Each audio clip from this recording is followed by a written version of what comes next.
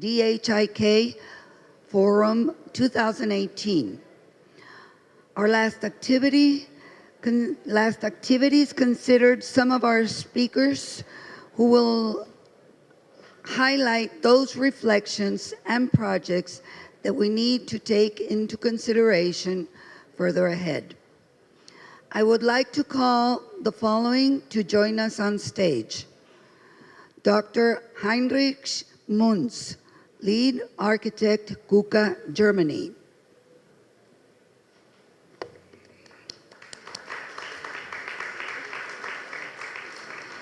Mr. Abel Calvillo, Industry 4.0 Leader at CISA Mexico.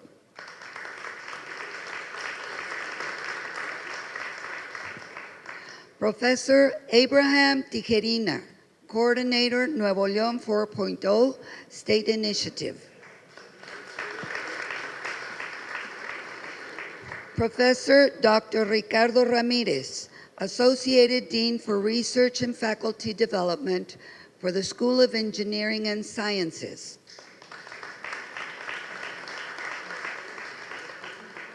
And Dr. Dieter Leonhard, President, DHIK, and Rector, Mannheim University of Applied Sciences.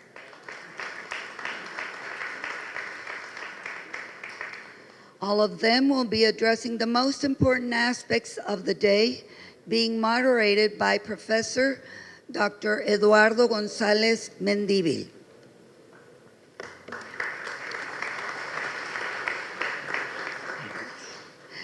Professor Dr. Eduardo González has worked in projects such as training and in situ systems for aircraft maintenance with augmented reality, Semara CONACYT, design manual augmented reality training for change process diameter, Tubacero, training system and in situ fuller pump maintenance and fuel injection machines, CEMEX. He has received many distinctions, the more recent being QS Re-Imaging Education, Gold Medal Worldwide Distinction 2016.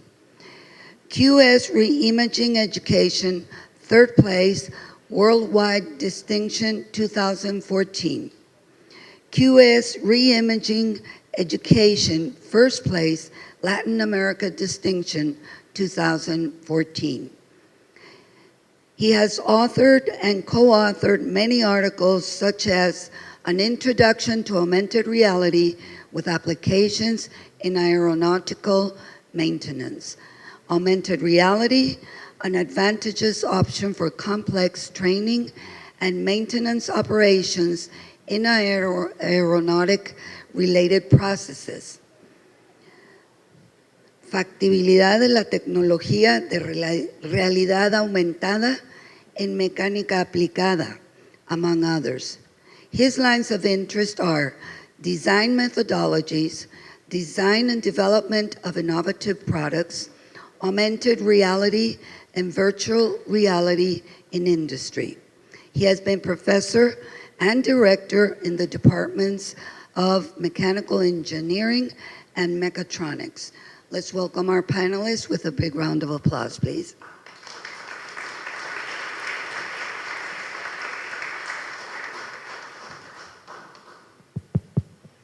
Good afternoon to you all. It's a real pleasure to be with you and to receive all these guys here in the panel. And just as an idea, we have been all this morning conducting all this talk and getting insights on Industry 4.0. And at this final panel, the idea is now that we are together, industry, government, and universities, is to ask ourselves, what is the next step there? What should we be doing next? So that's kind of my first question to the panel, and I would like to ask which of you want to answer this question? Abraham? Yep. Yeah. I was seeing them hesitating, so. I think what is next is speed up. I keep telling when I go and give the talks to the different strategic sectors, team members, I keep telling that the Industry 4.0 is already here, so it's not a matter of if that is going to happen or not. It's how we prepare for that, because it's happening already. We need to move fast. We need to be very well coordinated or articulated, and that's what Nuevo León 4.0 is trying to do. Is playing a role more of articulation than an actor having or taking ownership of the initiatives.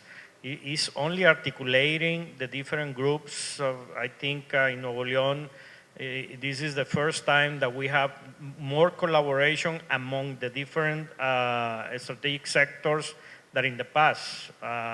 And not only the strategic sectors, but also in also collaboration with the universities and talking about solutions, about technologies, about capabilities, about talent, about infrastructure, about incentives, about the environment, about common goal of having Nuevo León becoming the reference for the intelligent economy in America. So we all working towards that direction. Is a speed of keep moving.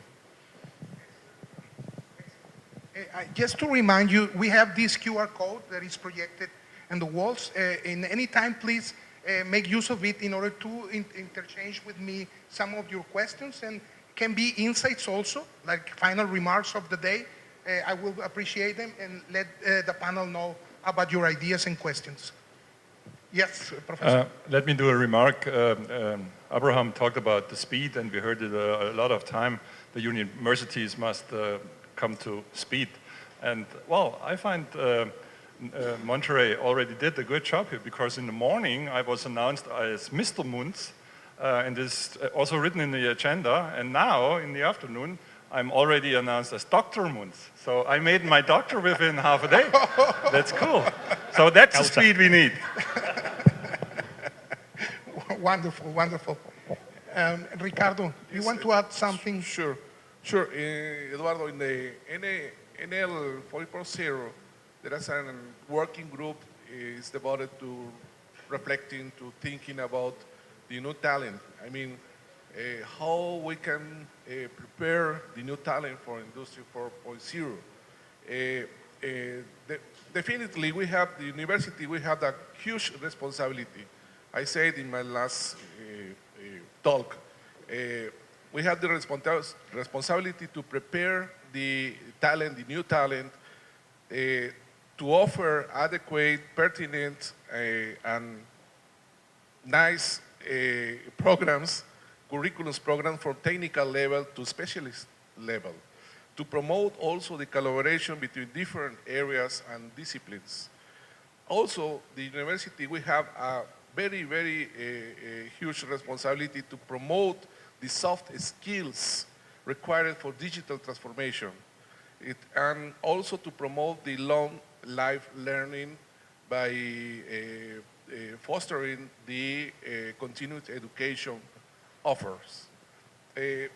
Briefly, I think the university, we have to imagine the creative new models for Industry 4.0. Thank you, Ricardo.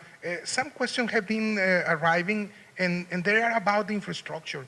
Is there any infrastructure we should be prepared on in order to have a smooth movement towards Industry 4.0?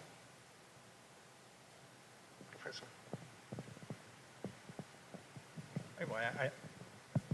I think yes, and we heard nice examples during the different panels.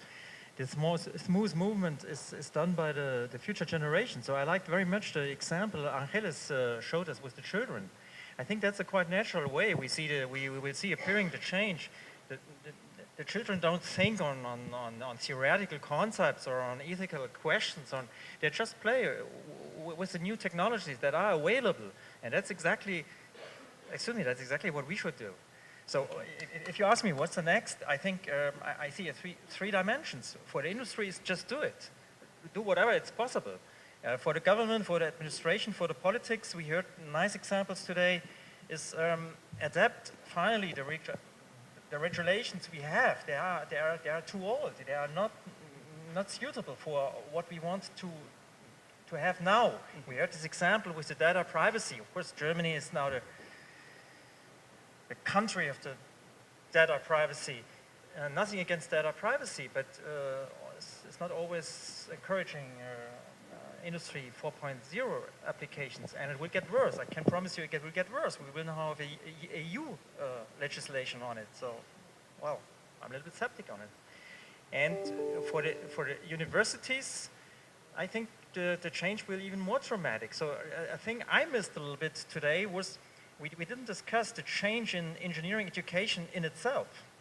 I think the new technologies we have now that are available will dramatically affect the way we teach engineers. We form them. So with different methodology. And of course, we have to train the trainer. Absolutely. We will see new formats. We will see flipped classrooms. Remember that the concept of a classical lecture, and the name says it, the lecture is that there is one person who is owner of knowledge. That's the traditional way of implementing a curriculum. And this time is over. The knowledge is available. The knowledge is available. So you need somebody who is explaining the knowledge. How could we use it? With a more mentor in adapting competencies. So that's something I think it's a challenge for the universities that are accustomed to think in a linear curriculum, starting always with math, physics, and followed by some more specialist things. I think it will change, and it will have to change next. Thank you very much. There's another question from the public that is asking us if someone is familiar with the term that comes from Japan called Society 5.0. So we are still trying to digest this 4.0. So I have heard the term Society 5.0 1 week ago. We invite a PhD from the La Universidad Politécnica de Madrid. And this person, his name is Gerardo Berubides. He was supporting us on the topic of artificial intelligence. And he made us a presentation. I think he also made this presentation in the Expo Manufactura 1 week before. So basically in the presentation he was telling us that he was flying from Germany to Japan. He was going to Hitachi. And from Germany he learned the concept of Industry 4.0. And when he arrived to Japan and he arrived to Hitachi, he saw like a big announcement saying Society 5.0. So he says in only 14 hours we changed 1 point. We went from production to society. Yeah. So basically it's a combination, if I remember properly, of industry, medicine, autonomous driving, and smart cities. I think that is more or less it is. okay. Thank you very much. If you remember my presentation this morning, I have shown you the big picture of digitalization. So the digitalization is a very huge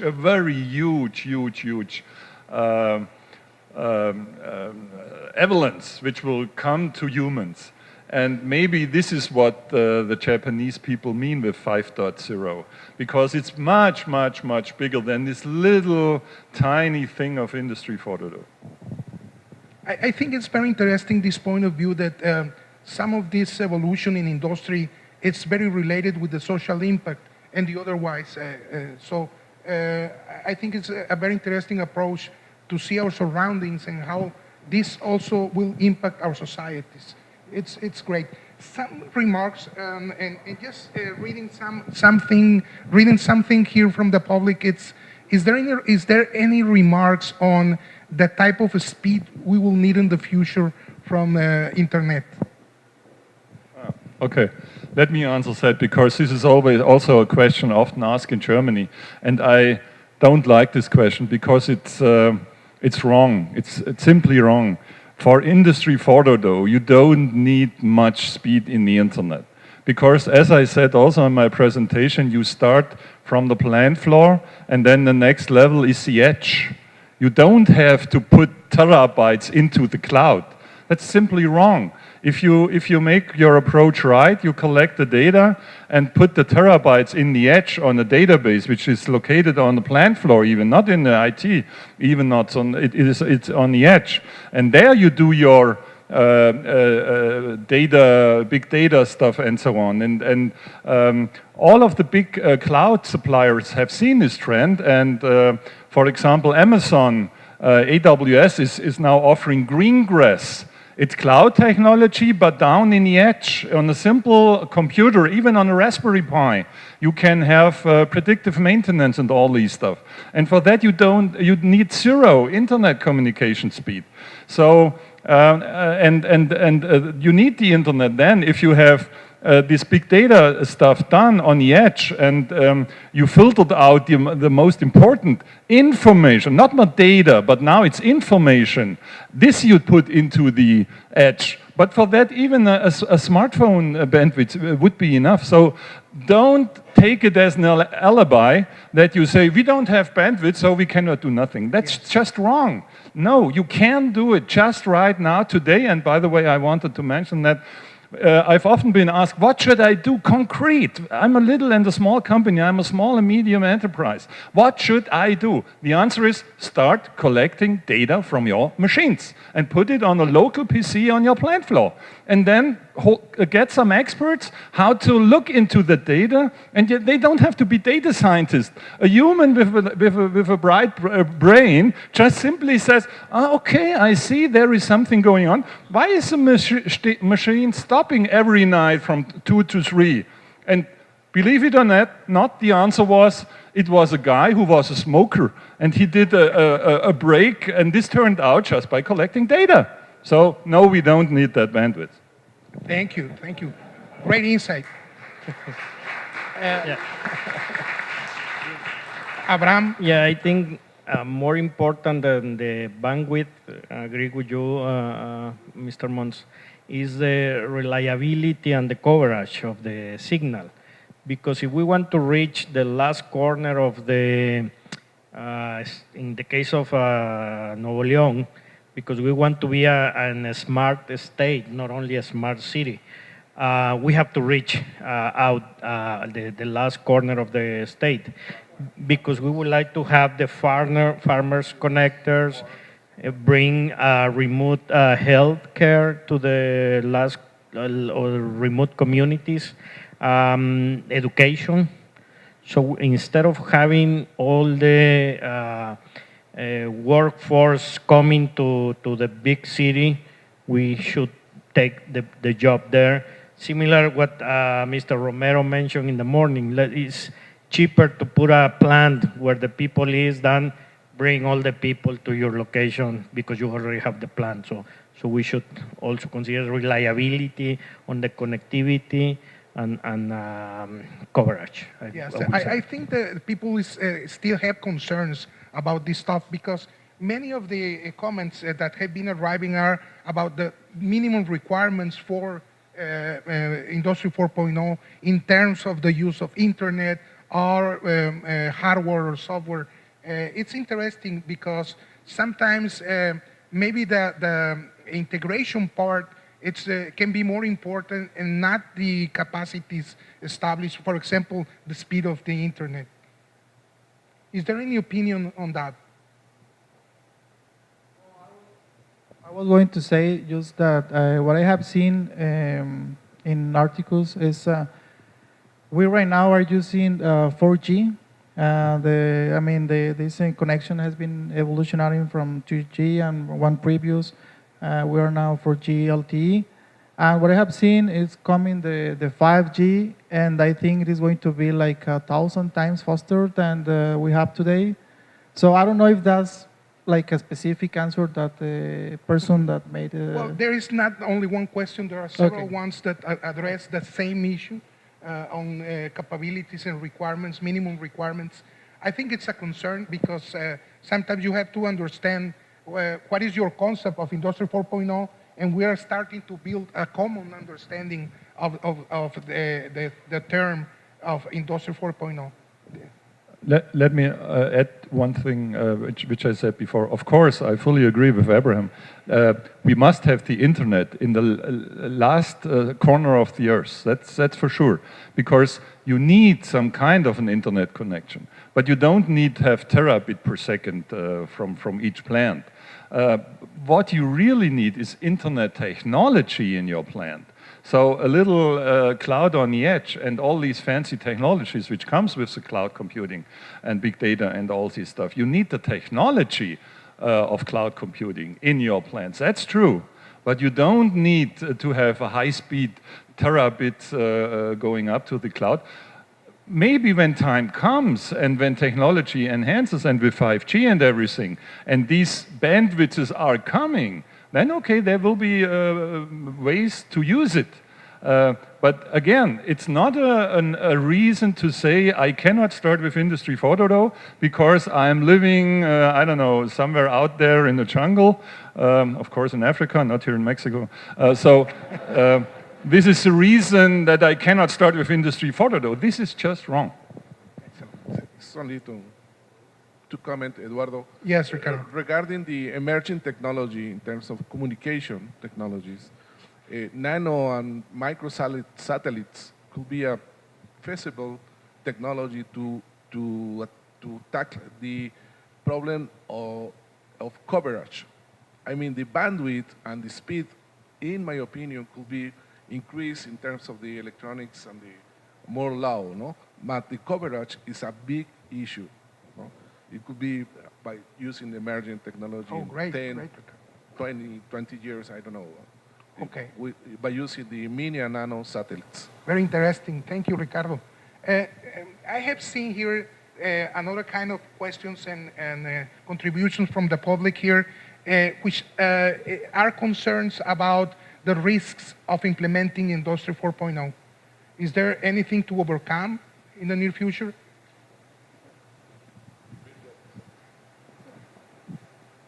Yeah, I would say it's riskier not to jump in than It's more risk not getting into, yeah. Yes. Yeah. We heard it this morning. There was one presentation, there was the question about the return of investor, ROI, R-O-I. And I always say, don't ask about the ROI, ask about the ROI, because ROI means risk of ignorance. Okay. Great insight, yeah. Very good. And are there still some challenges for Latin America, specific Latin America, to cover or to overcome that you can see? I understand your point of view of the risk is not getting into this, but is there any infrastructure problem or law problem that we should be addressing? Can you see something, or do you have an opinion over that? Yes? Well, we heard it this morning also from a speaker, and I can fully second that. We have to watch the Chinese people. In China, in 2015, they had announced a plan made in China 2025.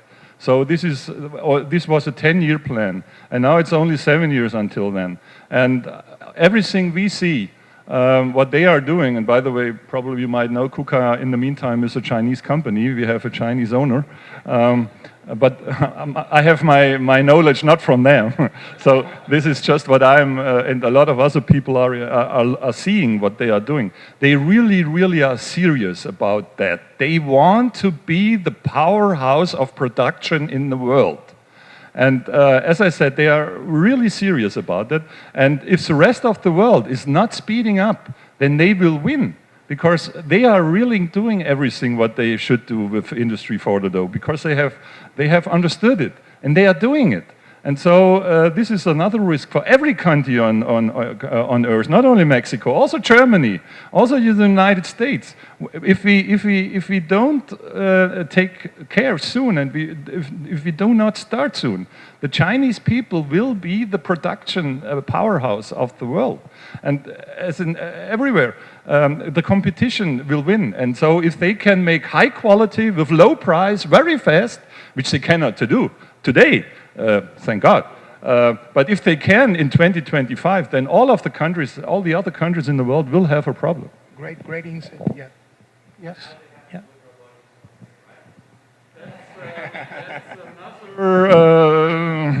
What should I say? Problem? No, it's my owner, so. But it's true. They have a good robotics company. Yeah, if I might add something, I have not a mandate to pronounce myself on the Latin America particularities, but I think we should not forget about a particular asset that you have in Latin America. In the same way as in China, you have a young generation. You have a very young generation. The population is much younger than in the average than in Central Europe. And usually the younger people, they are more courageous. They don't ask every moment on the risks for future. So they want to shape their future. And the more experienced, like we perhaps, ask this typical question, oh, change is always bad. Change is dangerous. It's different than yesterday, so it might be dangerous because, and then we are clever enough to find 100 reasons why it could be dangerous. So profit from it. You have an enormous asset to have such a young generation that wants to go to these technologies, and I feel this commitment when coming here to this conference, and compared to a conference in Germany, which is technology view perfect, but I think the way of reflecting it is a different one, much more concerns on what could happen. My personal concerns are not the technological one. It's in each of one of revolution 1.0, 2.0, 3.0, there's one constant thing. The majority of the population was feared about the changes that could, the dramatic dangers that could arise. Think on the introduction of railways. You get crazy when you have speed more than 30 kilometers an hour.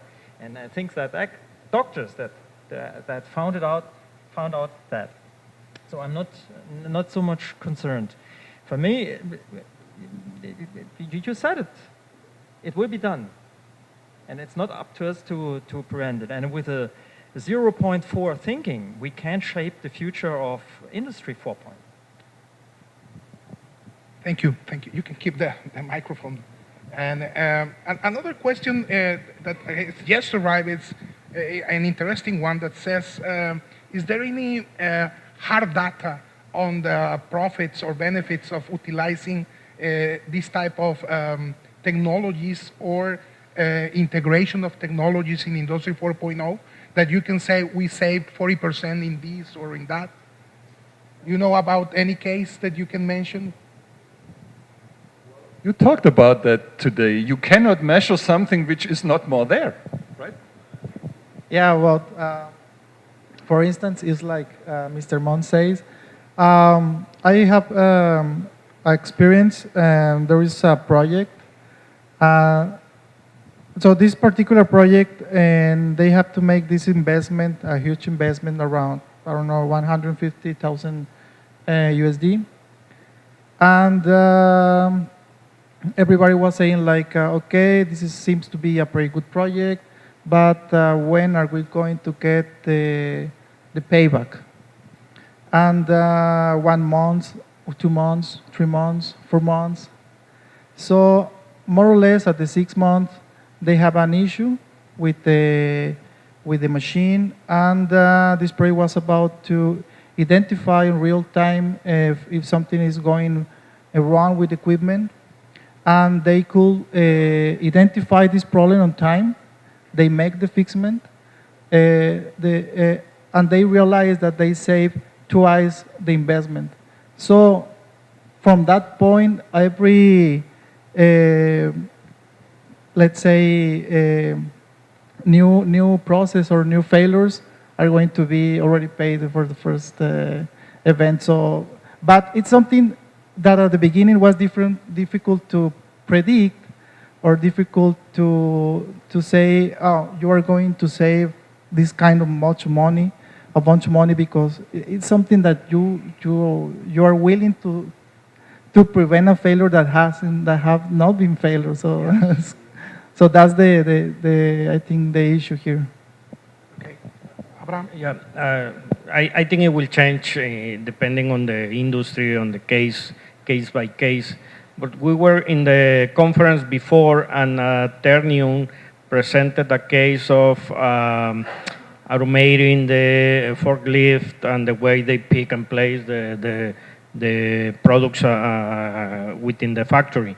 And they were talking about saving time, 40% of saving time on putting material in and out or off the lift trucks. Excellent. So then you can go and convert that to dollars, pesos, or Yes, whatever. yes, so of course.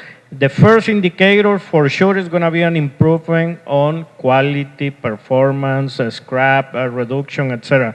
Then you have to see if that will pay by itself, and how long when you translate that to dollars or pesos. Okay, thank you very much. We're getting to the end of the panel, so we have still time for a final remark. So I would like to start from that part of the panel and go through me.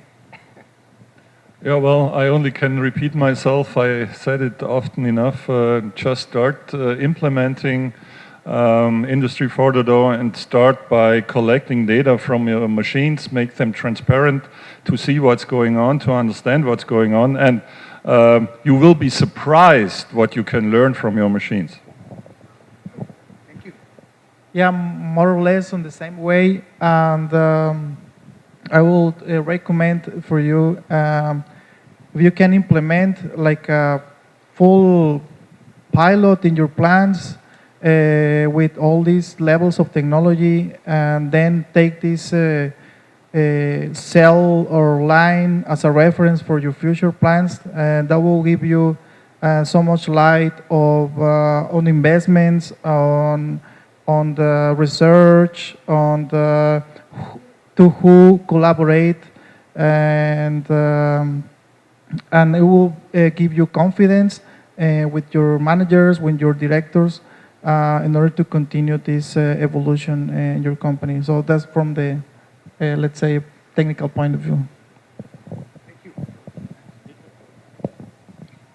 So we got off for it, right? Yeah, don't worry.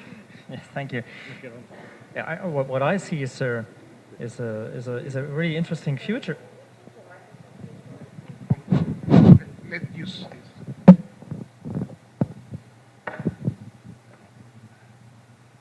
What I see is a future full of opportunities, full of interesting things, and I would like to be part of it. Perhaps I'm a little bit too old, but I would like to enjoy, to have much pleasure to be part of this, all these dramatic changes, when see that things can communicate, things can generate or contribute to knowledge. That's completely different to what I lived.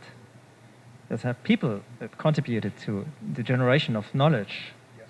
And it's not only the production. I totally agree. Industry 4.0 is not the digital transformation of the societies. So that's much more complex. And seeing all these possibilities, it's good to be young. Yes, as a concluding remarks, I think, Eduardo, that the big challenge for countries like Mexico in Latin America is the organization, the human organization, the innovation system.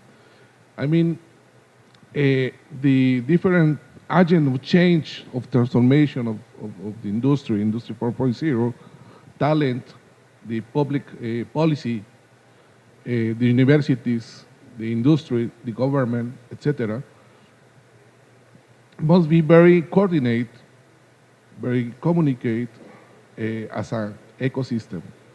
This is the first impression when we went to Germany.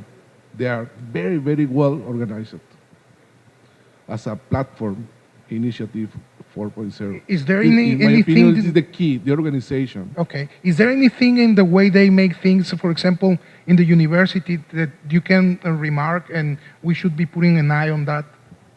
Sure, absolutely, absolutely. Not only in terms of local university, and we are very strong university here in Nuevo León State. We have four of the most important university in Mexico. We have the talent. We have the government pushing forward to the initiative. We have the investor. We have the startups, the clusters, etc. This is very important because the ecosystem for Initiative 4.0, for the implementation of the initiative is very, very important, in my opinion. Thank you, Ricardo. Abraham, a final remark. Yeah, I agree with Ricardo. We had the pieces of the puzzle, so now we are putting that together, and I think we are gonna succeed as long as we keep working in a collaborative way, and that's the invitation. Dieter, you are already part of this effort. Yesterday we were talking in the council how we do not only a student exchange, but also professors, and then we put the idea on the table, why don't we do also professionals exchange, taking advantage of the network that is DHIK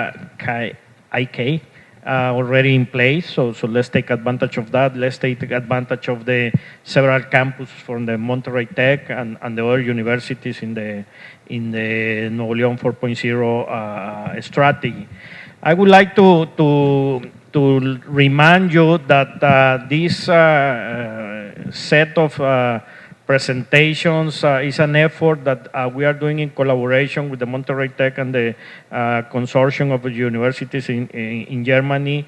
And we like to invite you to the networking cocktail, because we want to connect. We want to continue the connection point, because it doesn't help too much that we just talking, and at the end you don't start making some action. So the idea to go and visit the supplier of solutions, Industry 4.0 solutions that we have there in the cocktail, in the networking space that we prepare for you, is precisely to connect. So you can get connections with suppliers, you can get connection with the universities in Germany, and our Germans guests, they can connect with our Mexican attendees today. Excellent. So, And networking will be the next step from this.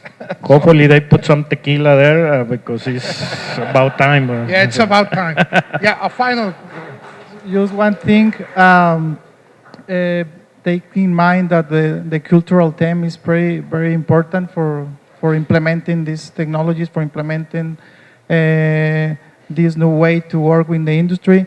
And there is a sentence that I would like to share that I saw 1 hour ago in another speech, that it says, culture eats strategy. So keep it in mind. Okay, thank you very much to you all.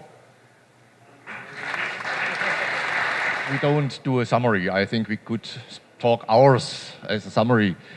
But what we would like to do is to point out that we think this was a very special forum. Our idea was to have a holistic view, a view from politics, a view from industry and from university side. We hope we covered that.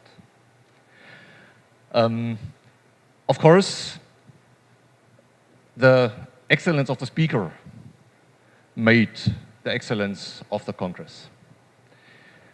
Thanks for that all. Thanks to all speakers.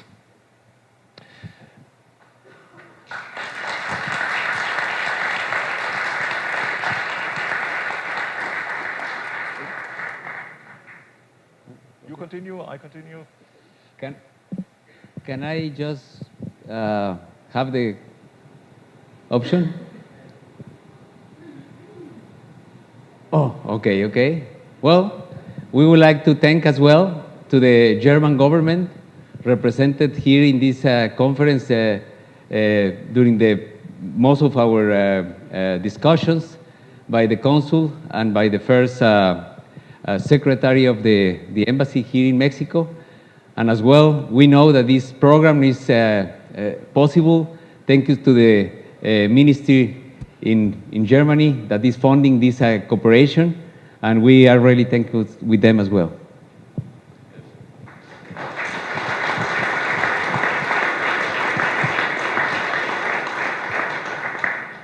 You have to know our consortium is funded by the ministry, so please tell them what we are doing here.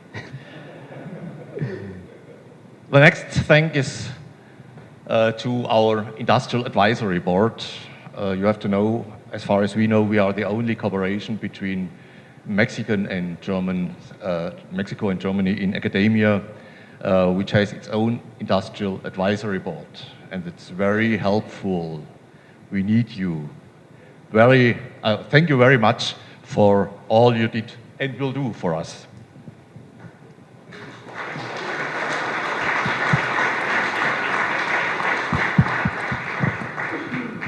And as well, a special thanks to Nuevo León 4.0 initiative, here represented by Abraham, and the IT cluster in Nuevo León, CISOFT, represented by Angeles Vela, who just participated as well in the last panel in education, and our government here in Mexico, the federal level and state level, who were participating with us and very enthusiastic about this conference that we just are ending today. Thank you.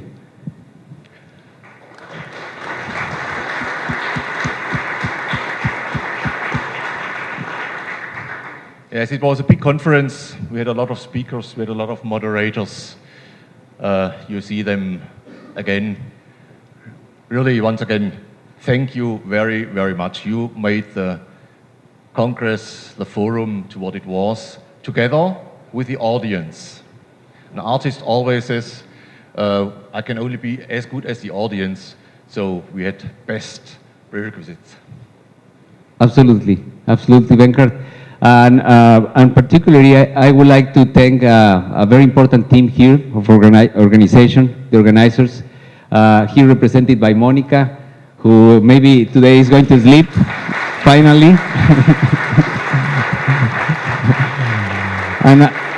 and as well, her team of Susana, a student who joined the project at the beginning of this semester.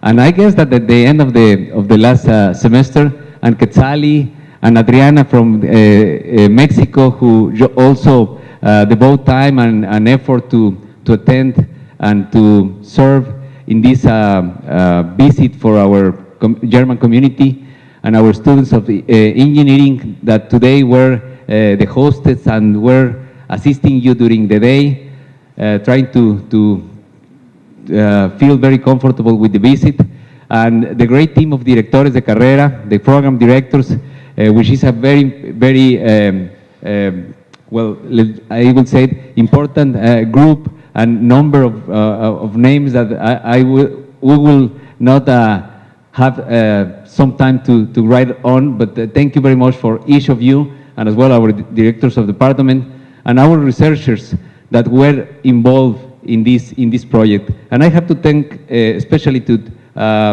in addition to these names, to David Romero, who is here this morning and this afternoon as well, who helped us with the process of conversations and invite our speakers and with a lot of organizations aspects of the agenda, and as well Lorenzo Valle, who was here this morning and also helped us with this type of effort from the the Monterrey side.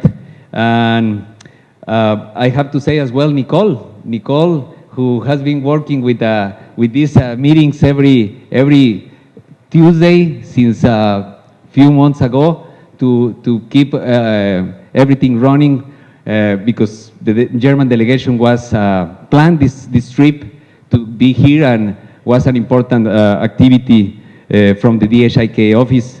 And we have a couple of more slides. Could you go?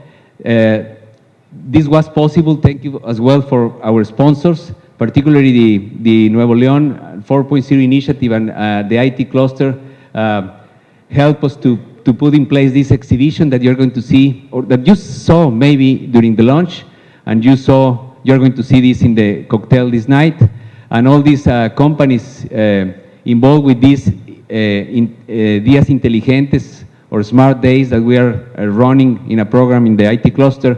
They get support to have our lunch, to have our cocktail. So thank you for all of them. And I guess that there are one more. I know that the final slide. And I have to tell to you, thank you, Bernhard, because of your you believing that we are going to do this job in the Tec de Monterrey 1 year ago, and we did.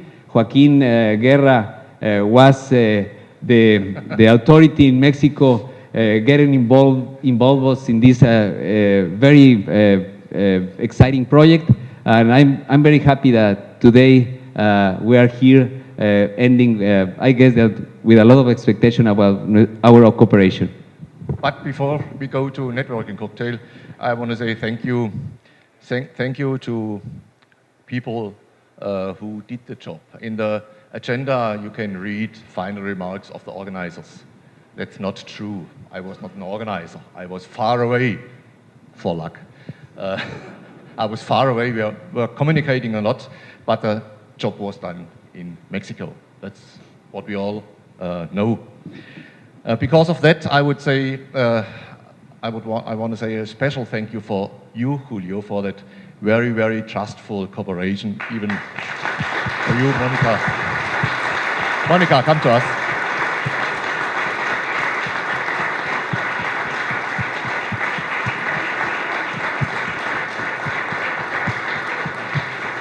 And oh, thank God. Thank you, Bernhard. We brought a little gift with us, and I want to explain it. Discussing about walls between countries generates a lot of emotions in Mexico. But as you know, we have had a wall. We had a wall in Germany.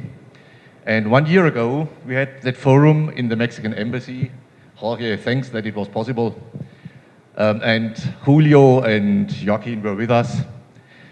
We had a tough agenda. And at the last day in the morning, the flight was going. And they were so interested in seeing the German wall that instead of breakfast, and even it was raining, we went to checkpoint Charlie and then directly to the airport. So because of that, what we have given you is a book, photos a colleague took from the broken down Berlin Wall, paintings on it and so on. So everybody can see what happens with the wall between countries. I hope you enjoy it. Thank you, Bernhard. Great message, great message. And thank you, and thank you indeed. And finally, I really want to thank you for your confidence as well to come here, and to your trust to come here to have a wonderful day of insights and reflections. And just a final insight, the amazing possibility that we have to work together not only within our institutions, within professors and staff and students, but also within our interdepartments, between different institutions like Mexican institutions here, internationally, with the industry, and we have a lot of potential. And maybe one of the most important challenges that we have is how to align all these objectives with patience, with effort, and very, very creative thoughts to do something great for our countries and for our communities. And well, thank you very much for spend the time and to work on that line. And hopefully we can continue working together in the future in this type of activities that enhance the spirit and inspire our future. Thank you and let's go to the cocktail.